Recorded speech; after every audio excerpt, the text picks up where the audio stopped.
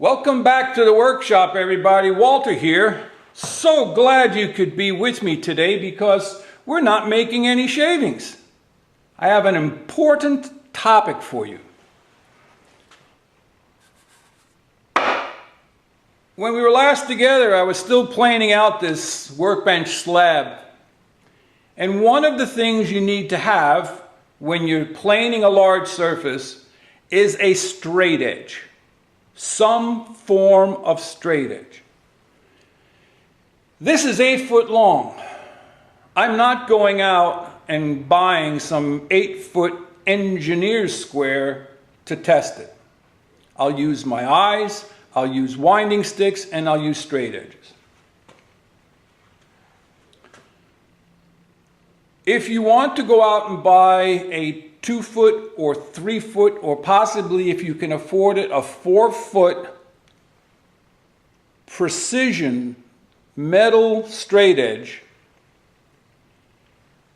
then that's a great tool to have in your shop. However, drop it one time and all bets are off. Even getting it shipped to you, if it's not mounted to a solid piece of wood and wrapped very carefully, it's probably not 100% straight when it gets to you. Maybe in a tube, I don't know. So we're woodworkers. We know how to work wood. If you have a plane, you can make a straight edge. Now, most people think we take a board, we put it in our vise, we take our plane, and we just plane and edge straight. Yeah, sort of. But if you go back to my other video where I talked about the plane being an imperfect tool because the blade sticks out. The blade sticks out past a perfectly flat sole. Makes no sense. At some point, something's not touching. Or at some point, the blade is pulling the plane down into the wood, bending the plane.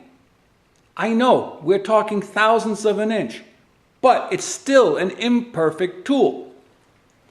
Maybe with one of those aircraft carrier cast iron planes, brand new from the factory, never dropped, and it's flat, flat, flat, guaranteed to within some level of tolerance. I don't know what that is. I don't know if they guarantee to a 1/2 thousandth, 1,000th, or 3,000th. Maybe with a piece, a plane, a joiner plane that weighs 8-10 pounds, maybe you can get a really nice straight shot across an edge.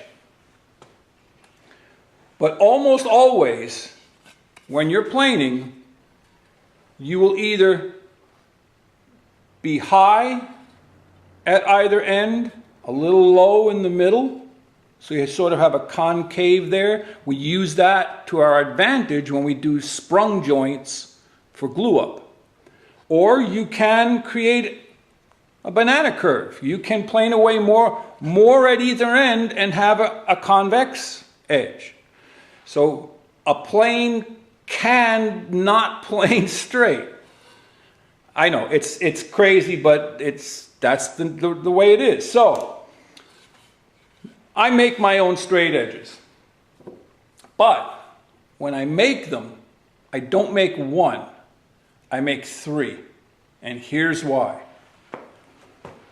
Put on your math thinking cap.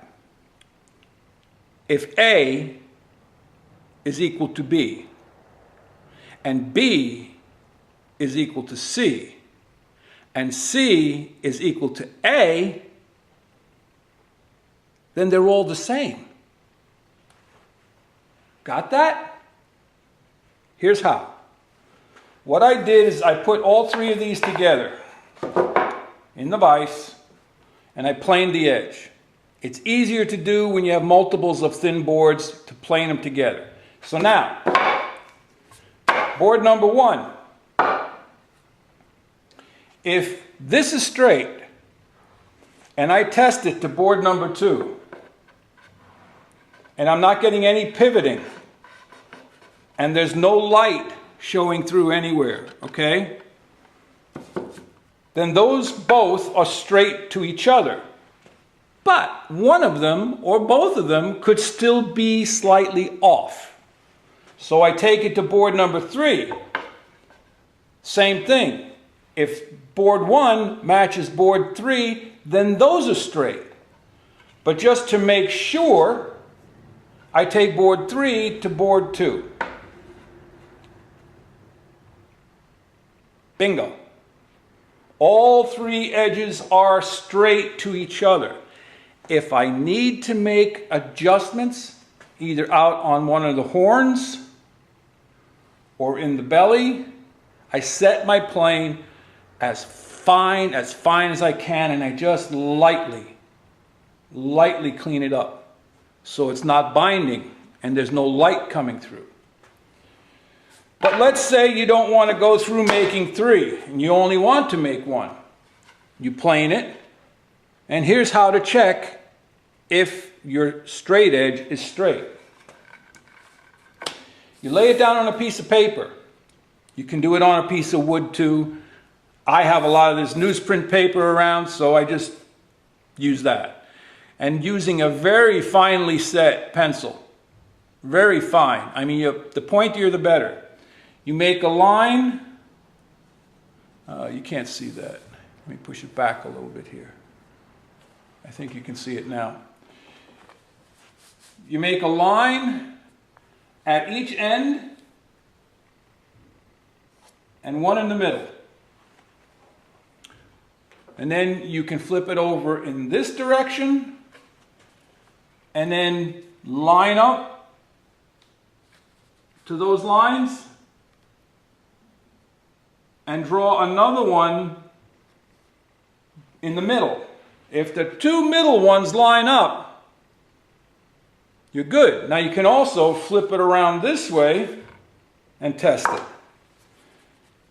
In a couple of different ways you can test it.